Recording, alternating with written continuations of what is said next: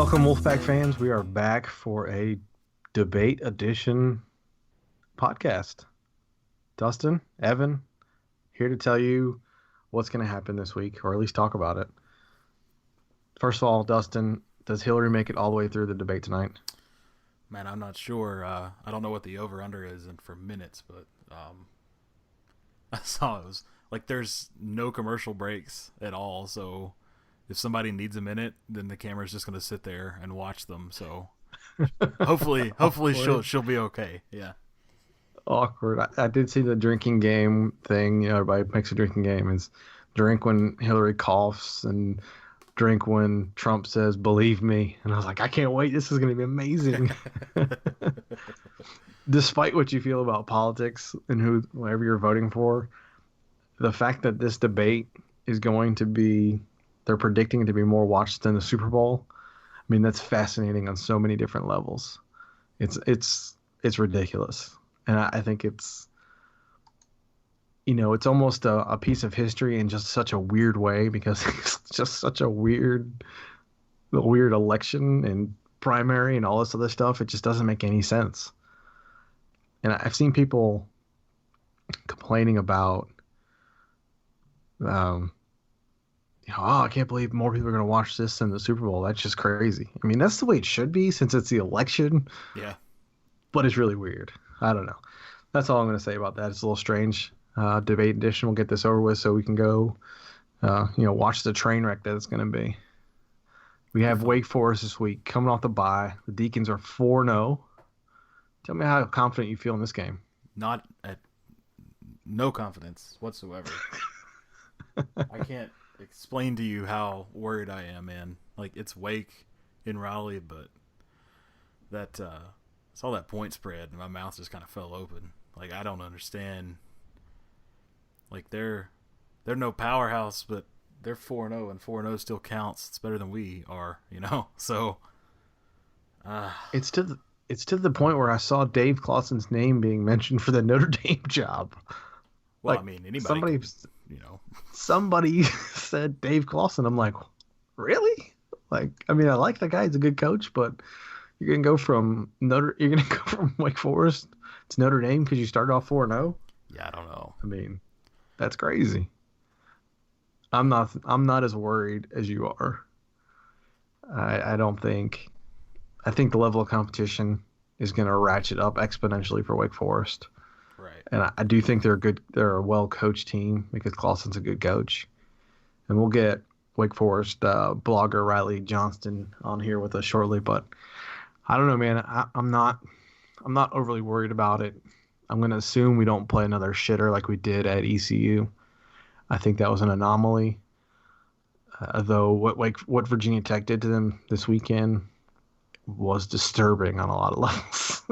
Yeah. So I don't know what to feel about this game. I guess that's my but thing. I wouldn't have been so worried about Wake had VT not curb stomped ECU. Like, that made that loss seem so much worse. And Virginia Tech's, I think, it's a good team, but damn, I didn't think they were just. I thought ECU would cover the spread, so that's very disconcerting. And I know the transitive property of football doesn't come into play, but when you look at App State plays Tennessee down to the wire, Virginia Tech gets destroyed by Tennessee, and then Virginia Tech just destroys ECU, who beat us. You're like, what in the world is going on? Such a weird season.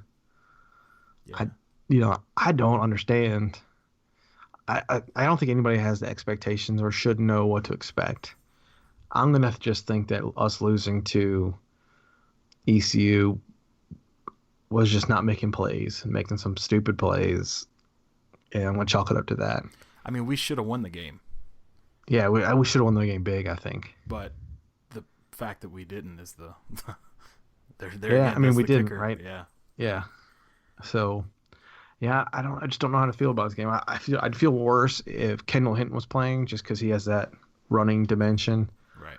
But by all accounts, their quarterback from Southern Durham, he's not playing. It's going to be Walford, who just took a beating last year. I think he had more sacks in one season than Wake had an all-time or something absurd like that. I mean, it was just a ridiculous number of sacks. So I don't know. I think that plays into our favor. Being at home, uh, the I guess the most surprising fact about the game is that it's not a 3:30 Raycom game. I mean, it's not a 12 o'clock Raycom game. I mean, that's like death and taxes. Is that state wake is at noon? See, I'd rather had the 12 o'clock game because I don't feel that I'm going to enjoy this game. Even if we win, it's gonna be. I mean, two mediocre teams playing. You know what I mean? Like, yeah. And then there's good games the rest of the day. So I'll just assume get it out of the way, get home, watch that. But I was really, really shocked. I don't understand why it's a 3:30 game. I have no idea. I mean, I guess because they're 4-0, but yeah, I don't know. You touched on the transitive property earlier. Yeah, and I buy into that. So Wake goes to Durham and beats Duke, and then Duke goes to South Bend and beats Notre Dame. Oh, and just pisses Notre Dame off for us. That's awesome. Yeah. But I don't know. Notre Dame's garbage this year, but I don't know. How did Duke beat Notre Dame? I know we're going to derail this really quickly, but how the hell did Duke go to Notre Dame, South Bend, and win? Cutcliffe is an offensive genius, man. I mean, that's amazing. Yeah. I know Notre Dame gets the Notre Dame bump just because their name every year, and they're overrated every year. But nobody expected Duke to go in there. The spread was 20. Yeah. I mean, that's absurd. That's what I'm saying. You don't know what's going to happen this year. It's so strange. This is one of the weirdest years I can remember in a long time. Yeah. I don't know. That spread being 20 makes me feel even less confident about the spread of 9 this week. So, well, don't blow that one. We're gonna get into our segment, our picks of the week here. And we got Riley Johnston coming from Wake Forest. We're gonna talk a little around the league, around the country, coaching carousel talk already, how that affects the ACC. So, enjoy. That can only mean one thing.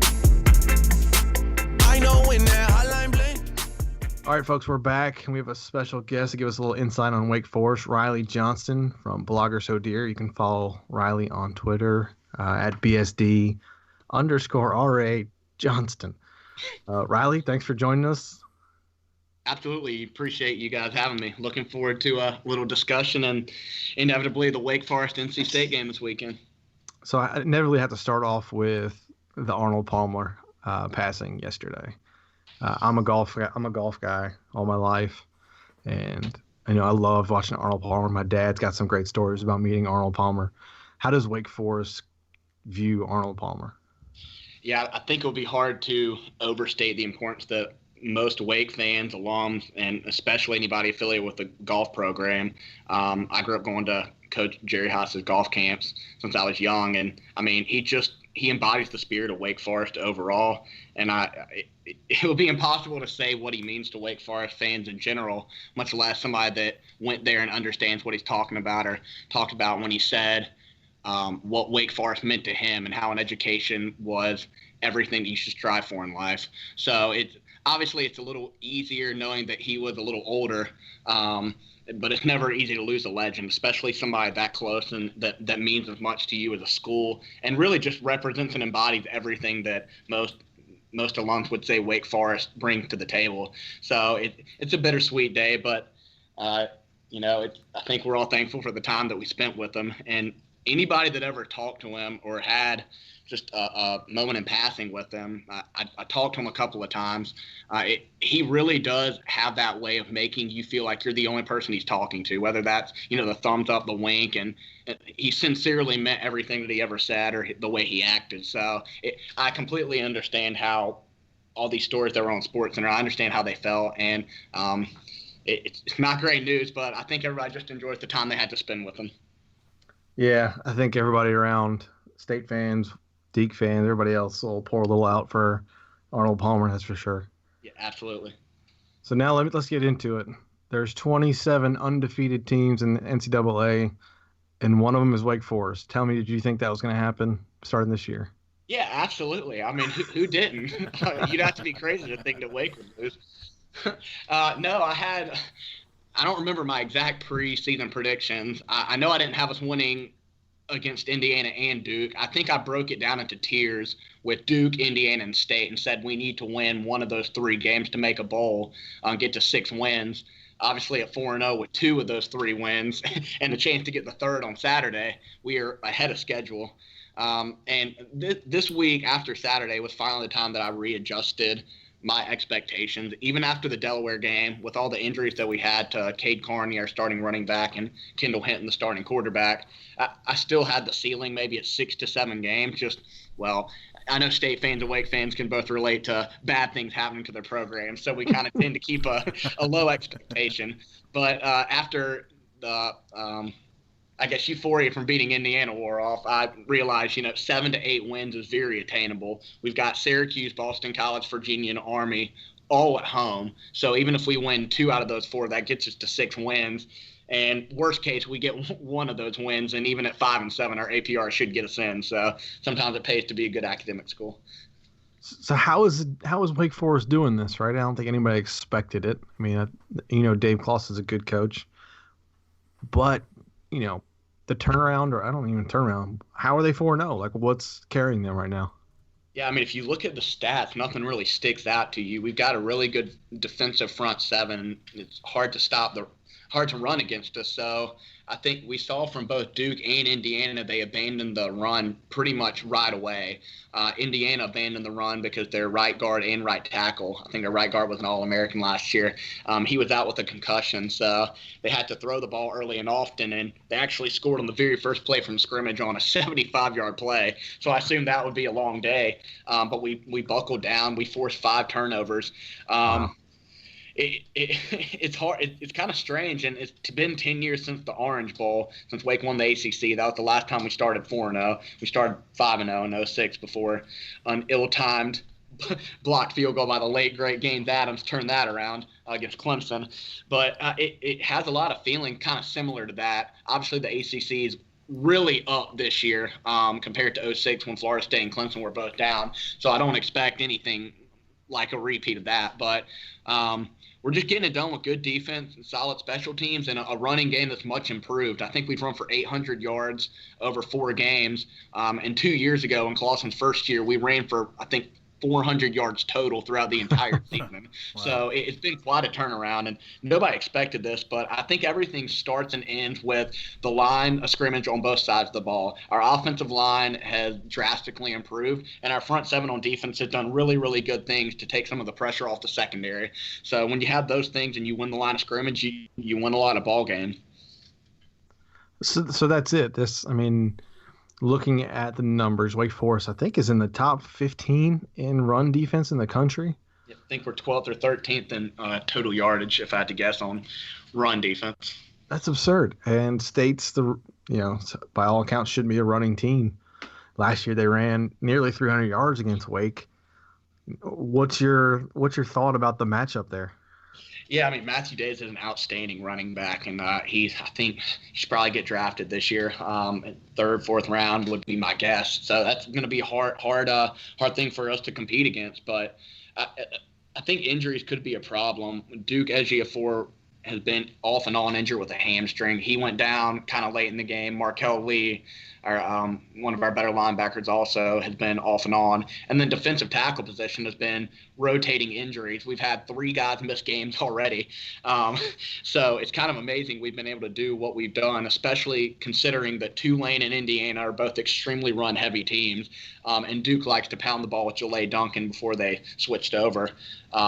So you think of that, and it's kind of weird what we're doing. So I think NC State, especially what I've seen so far, and I guess it's kind of hard to judge. You've got the 2 wins against the teams you're supposed to beat, and then ECU is obviously a tough loss.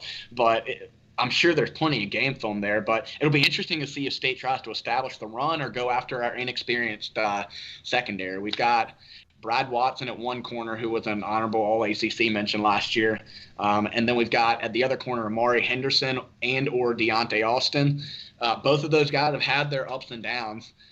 We've allowed 7 plays of over 40 yards and pass plays, and I think we have like 4 or 5 pass deflections from our cornerbacks. So that's definitely a spot of concern.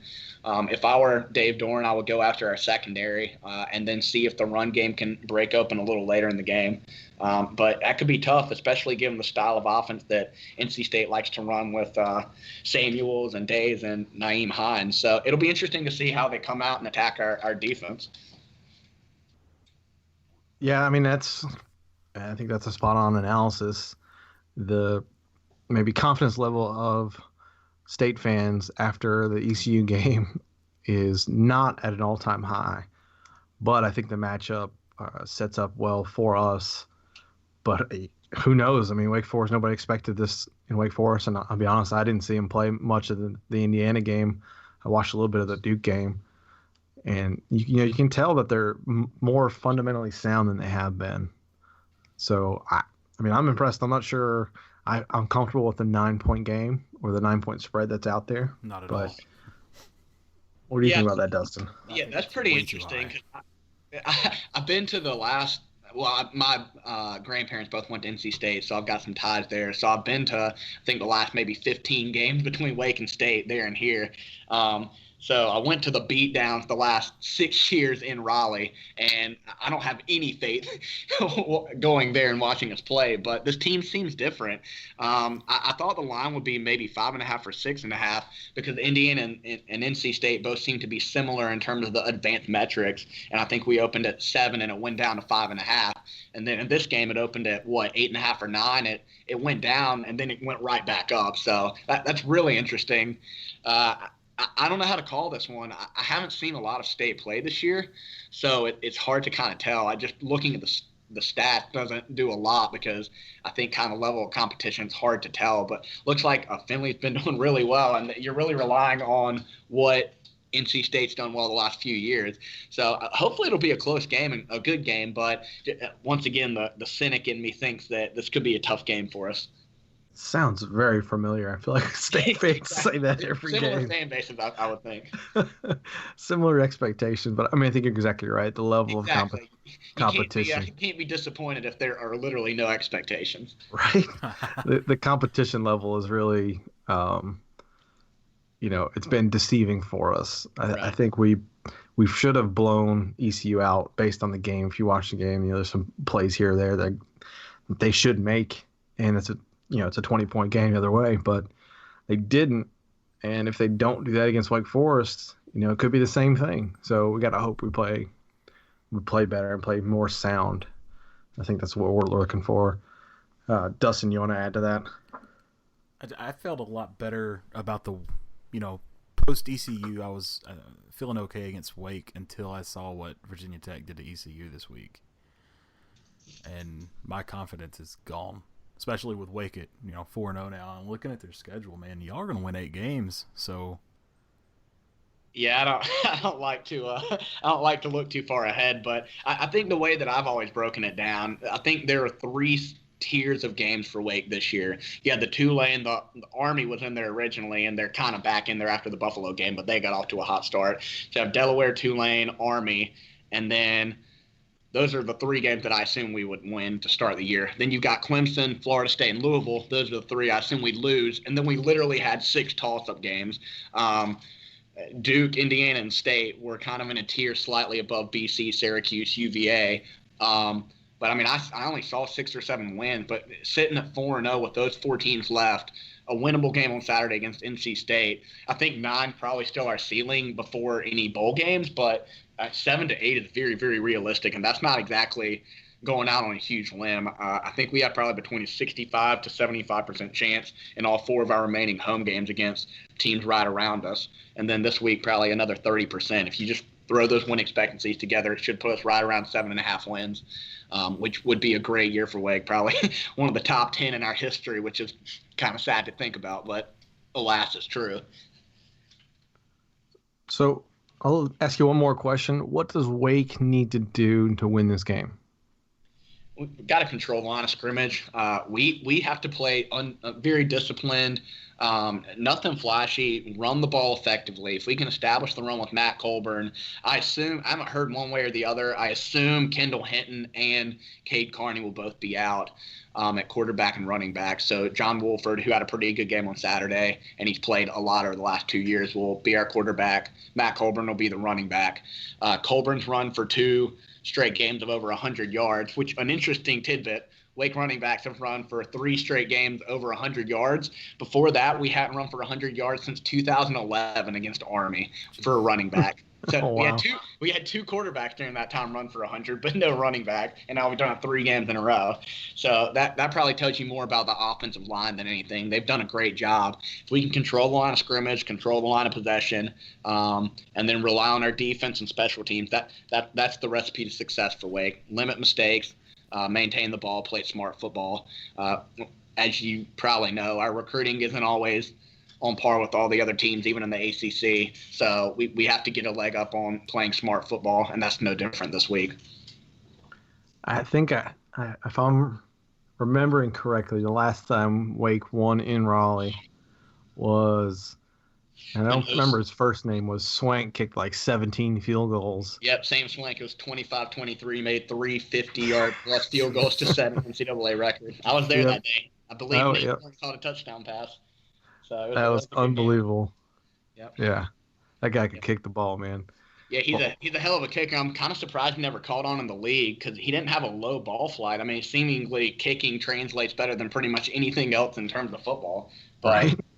So that is what it is. But it's been a long time, and since then it's been house of horrors. I think in 2008, Jordan Williams dropped a pass in the end zone that had a chance to win it, and since then y'all have just beat the heck out of us. So that's why I'm not exactly feeling great going in here. We may have exhausted all our luck, but who knows?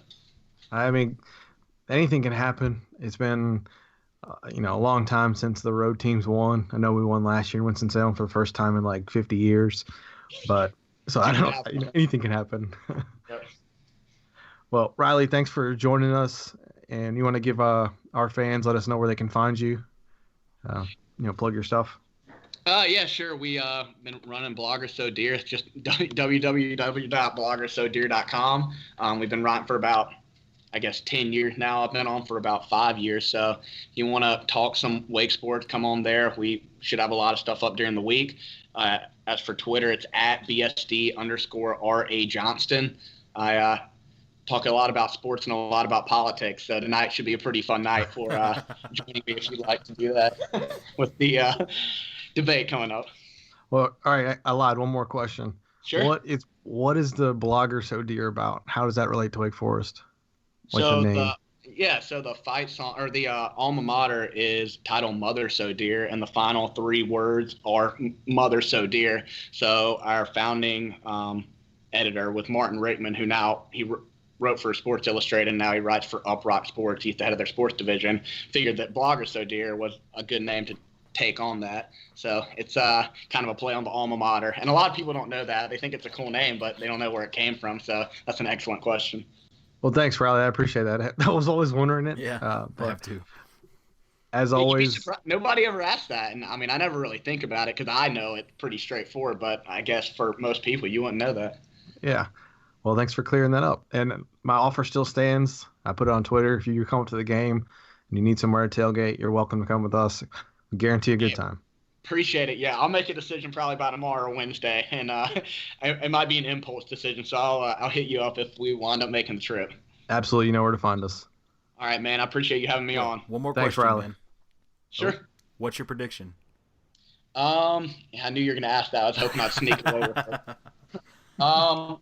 Let's go. I'll take NC State 27-24 over Wake.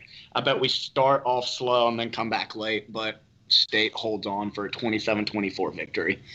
I'll take it. Yeah, I'm sure. I'm not sure. I want to win, but I might take that too. But we'll see how it goes. All right. Thanks, Riley. We appreciate it. Absolutely. Y'all have a great one. You too. All right. Later. Viva Las Vegas. Viva Las Vegas.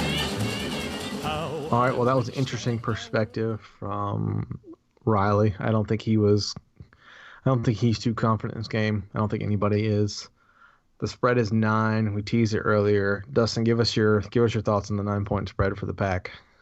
That is my stone cold lock of the week. Wake Forest +9. Wake Forest +9. Now is that the cynical NC State fan in you? No, I don't think we should. We've done nothing to merit being a 9-point favorite over any P5 team, unless it's like Rutgers or something like that, or Kansas. Especially a 4-win P5 team. I just don't see how we've worked our way up to being 9-point favorites. This game is notoriously an ugly, low-scoring game. So, I can understand that. And Wake Forest is 4-0. But I think we cover. I think we cover 9. I think we should cover 9. I'm thinking our defense is going to be better than they've seen all year. And it's probably my weird overconfidence. The over-under is 51.5, which I think is weird. Just looked at Bovada, and the line's up to 10.5. Yeah.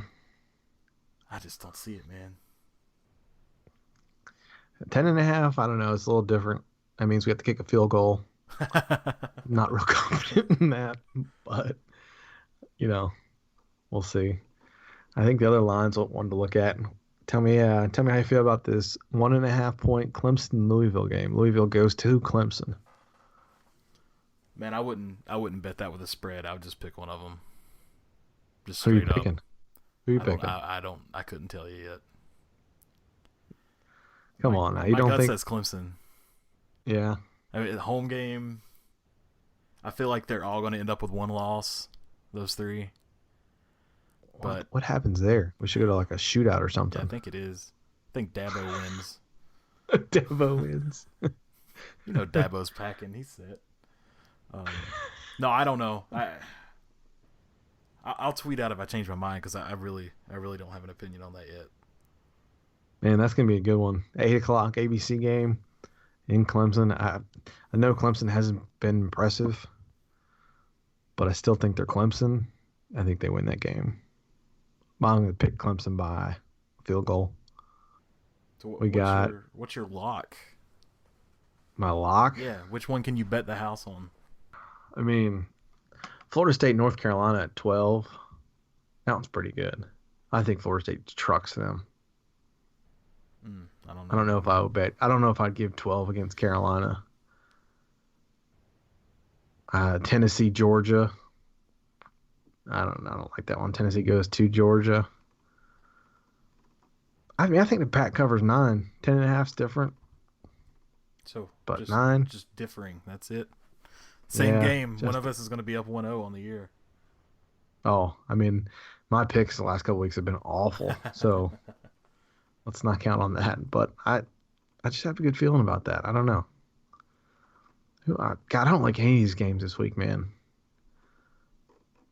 I think Florida State trucks Carolina. I think Dalvin Cook runs for another 300 yards like he did last week against South Florida. I don't know. Miami at Georgia Tech, 7-point game. That could be interesting. Can I change my lock of the week? Oh, please do. Duke -3.5 against Virginia. You picking Duke -3.5 over Virginia? Yeah. I don't know. Yeah, I guess. I would say it's at Durham, but there's going to be nobody there, just like it would be in Charlottesville. Yeah, so it's like a home game for both of them. There's nobody goes to Virginia games either. That's Virginia came out last week against the mighty UConn Huskies. I don't know, man. Yeah. I don't know. I don't know how I think Carolina gets smoked by Florida State just as a penance for how they beat Pittsburgh. I still don't know.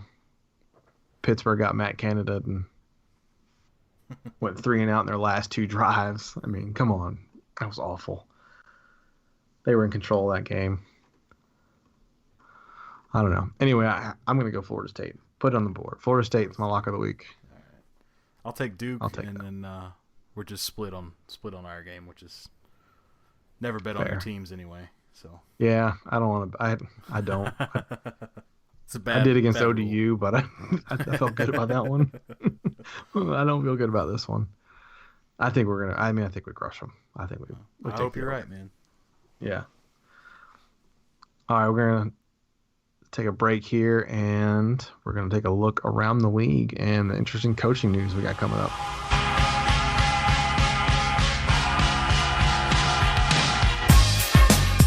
Yo, this makes, you know what I'm saying? All right, folks, and now we're taking a look around the league / country.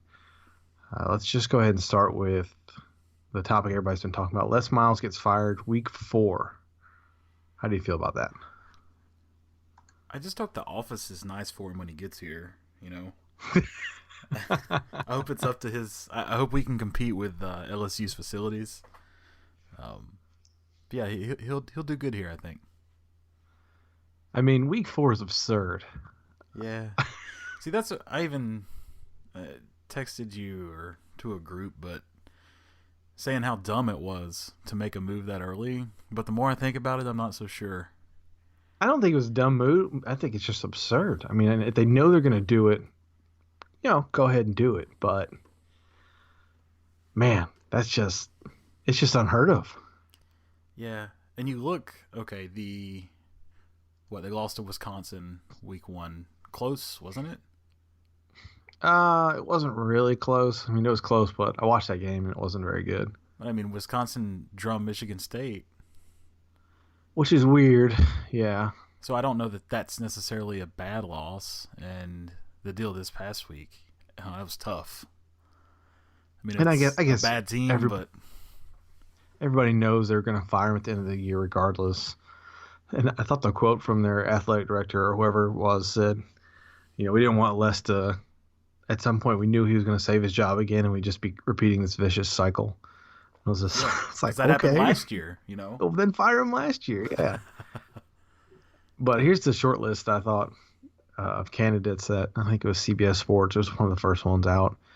Tom Herman, Jimbo Fisher, David Shaw, Bobby Petrino, Gary Patterson, Mike Gundy, Lane Kiffin, and then it kind of staggers down from there. But let's just go back up and see Jimbo Fisher. I mean, all the rumors were he was going to take that job last year, but then didn't. If you're Jimbo Fisher, you leaving FSU for LSU? Yeah. I don't know. That's something else. Something else I had texted you about was, 3 years ago. Let's say 2-3 years ago. It was a lot easier to get to the end at Florida State. The SEC West was tough. I mean, it still is tough, but is it easier to navigate to get to a playoff than the Atlantic now, having to go against Clemson and Louisville, apparently, if you're Florida State? I mean, if you're Florida State, I know. I think the Atlantic is still easier. Top to bottom, the West is tougher, but if you can get by Bama, then you can get by the rest. Yeah, that's true. I mean, it hinges on Alabama. That's absolutely correct. Yeah, but Florida State, LSU's I think, where they're at easier. now. Yeah, that's true. I don't know. I mean, I think Florida State's, I wouldn't say the better job, but it's the easier job.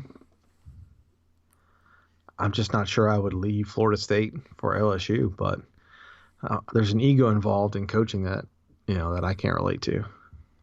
No, and he's there. He's from there, But Right. do you want to, or not from? I don't know where he's from, but he's coached there. Yeah. Do you want to coach against Saban voluntarily every year?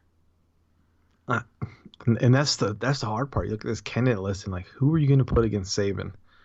I think Tom Herman's a likely choice. I mean, it's his to lose, You think, yeah. He's got that $5 million bonus pending for Houston.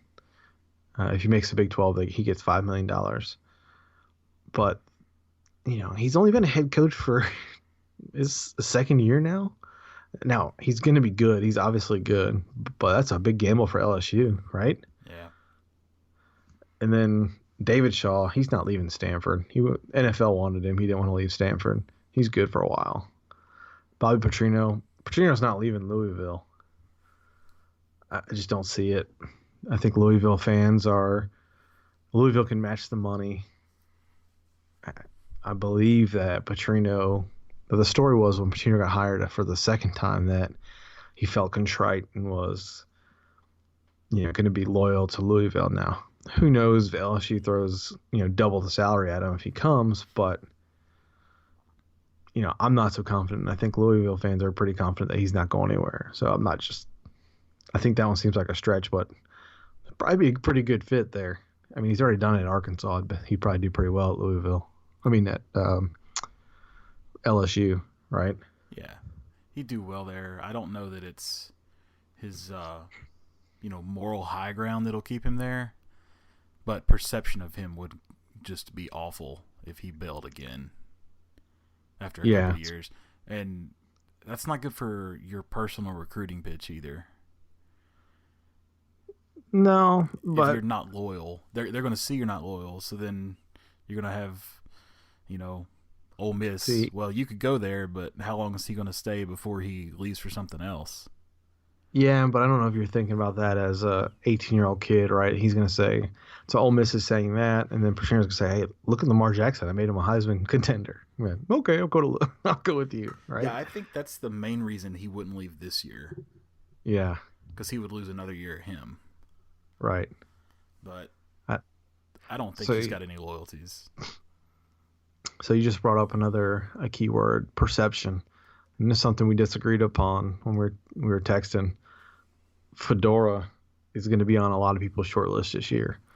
I think the national perception of what he's done at Carolina, whether or not, you dig deep and look at certain things like their schedule's been weak and, they don't play any defense and things like that. But I think the perception, and you can see that with their constant top 25 ranking, is that he's done a good job, and he's done it under circumstances beyond his control. That all the, I don't even know what you call it anymore, but the scandal stuff, right? I think he's going to be on everybody's short list, and I don't know if LSU would be happy with a Fedora, but Baylor, they're going to come calling soon. I mean, so I wouldn't be surprised if you hear Fedora's name mentioned with LSU a little bit, but I think he's destined for Baylor or one of those jobs in Texas because he's a Texas guy. I mean, he can score. Everybody knows he has an offense. But I brought up the defense, and yeah, I think you said, well, if you get LSU talent there, that might not be that big of a thing. But as far as perception, what's he done in bowl games? I don't know. I mean, I'd have to look at the record. They got smoked this past year, right? They definitely got smoked by Baylor. Yeah. So if you want to talk about perception, despite, Florida State and Clemson coming on, a lot of people still look at the ACC as weak. Yeah. Especially that division. So, yeah, you can win a lot of games in that, but what do you do when you play other P5s? Yeah, it's not been great. I feel you. I guess that would be my only perception argument. Yeah, but I just think that we're looking at it from, we're too close to the forest to see the trees. But when you step back and you look at the people who are writing checks and somebody from, a Texas area, right? They're not going to look that into those things. They're going to see, hey, they can score. It's North Carolina. They're always good, whether or not that's relative or not. And he's going to get some looks, and I think the perception is pretty good for him. So I don't know. It's kind of a digression there, but I saw his name on one of the lists, and that's why we start talking about it. The other one that I thought was interesting, and it's been, for some reason, his name thrown around, Lane Kiffin. Tell me how you feel about Lane Kiffin. I can't. I don't want to get like an NC-17 icon next to the podcast on iTunes, but he's a despicable human being. He's a great offensive coach, kind of like Fedora, but worse than Fedora, and he completely trashes programs. I mean, I would rather have Fedora than Lane Kiffin. Oh, absolutely. I mean, all right, I'm biased, obviously. He, bent Tennessee over pretty hard. But the USC deal didn't work out that great either. And I don't know. Some guys are just better controlling a unit as opposed to the whole thing. I think he's awful. And when people start throwing his name around for, hey, let's get rid of Dave Doran and hire Lane Kiffin, like, are you drunk? Like, I don't understand what the fascination with him. I mean, I understand what he's doing at Alabama, but I'm pretty sure I could put you as offensive coordinator at Alabama, and you'd probably succeed, right? I mean, he leads everywhere he goes a train wreck. Sure, his name would bring attention and a little gravitas that we haven't had since Chuck Amato, but everything about it is bad.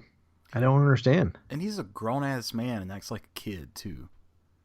I have a problem with that. And his best asset is gone.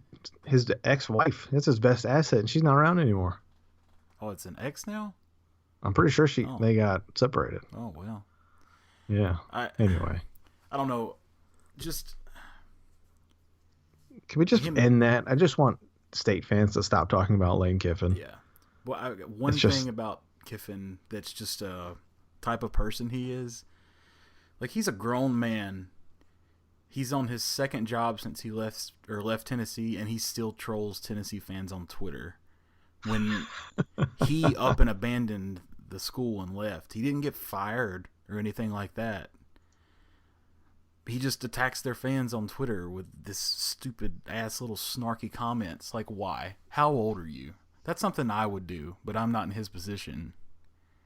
Well, I think you're making the case for Lane Kiffin for a lot of State fans with that. Yeah, maybe so. Yeah. I don't know, man. I could rattle off 10 guys that would be realistic that I would rather have than Lane Kiffin. If we were to fire Doran, what's just not going to happen.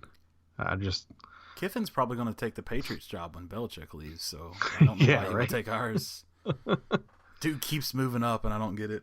Whatever. He does. He fails forward. I think I said that years ago. He fails forward everywhere he goes. Oh, Tennessee, this place is a dump. I'm going to fail up to USC, right? Yeah. Like, come on.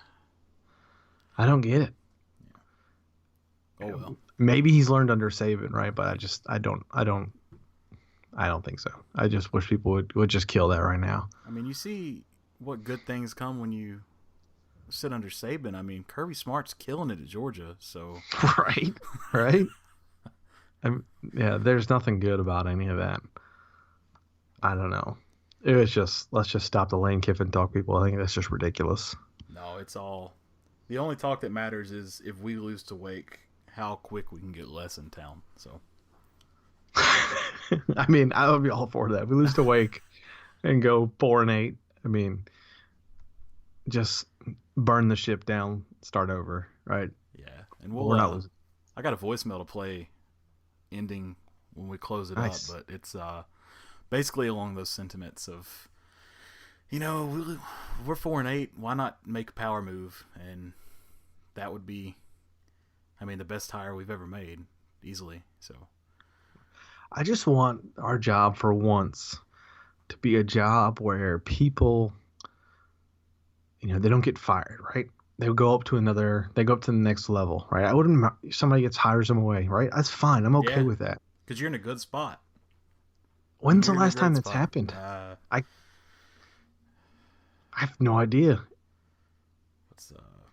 What's the dude that spits on ESPN? Lou Holtz.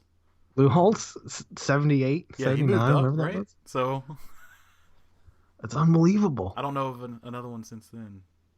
Of course, I wasn't alive then, but I'm pretty sure that would be the only one I could think of. I mean, there's a lot of good young coaches out there that if the push comes to shove, we can forget Lane Kiffin and get a guy who's won in a program that doesn't win a lot. And I'll throw two out there just as examples. Jeff Brom. He's actually a Louisville guy, but he's at Western Kentucky. And Western Kentucky's ranked in the top 25, and they're putting up big numbers. Right. I mean, that guy can coach. And then PJ Fleck at Western Michigan. Western Michigan was awful before him, and he slowly built them up, and now I think they're top 25 or top 30. They're pretty close to the 25. and he's young guy doing it the right way, having a lot of fun. He's got the personality. Right. Those would be two guys on the top of my list if push comes to shove. But let's talk about them and not Lane Kiffin, because that just scares me when people start bringing that up as a good idea. Anyway, I think that's all we got. That's it. Yeah, right. Right. I don't know. I think the coaching circle is going to be interesting this year. People are already getting fired. Every year, man. I swear. It's never been this early. Never been this early. Because that's all. I don't know, who was it? FIU or FAU or somebody fired their coach today too. FIU fired Ron Turner. Yeah. It's coming back. That I think, who was it? I was listening to, might be the Football 4, the USA Today podcast, and they were talking about how there's always, it's never ending, right? The public hears about it at the end of the season because that's just the way things have always been done. But agents are talking to other agents, and presidents are talking to agents, and athletic directors are talking to people. Like, it's going on now. So LSU knew this was going to happen. And it makes me think they know who they're going to go after. They know they've already had that conversation. Yeah. But we have an interesting interview coming up. We might just mix in a midweek episode soon.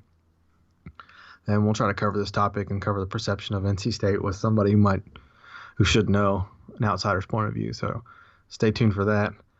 Other than that, thanks for listening and enjoy our emails or voicemails. Yeah. Go back. Go back.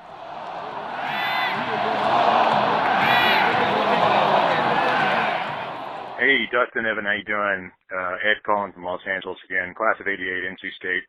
Love the red and white, love your podcast.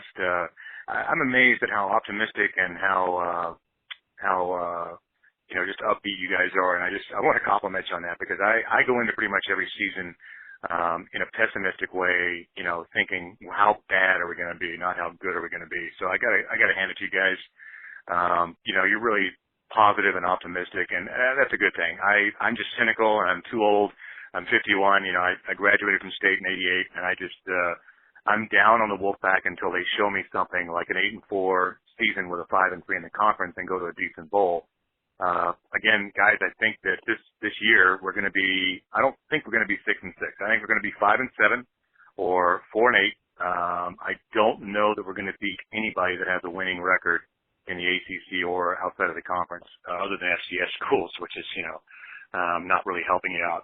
So, regarding your topics this week, I just heard that Les Miles got fired at LSU. Again, I'm not trying to throw Coach Doran under the bus, but hey, that's a big marquee name, and if Doran goes 4-8 and he's out, that's the guy we need to get.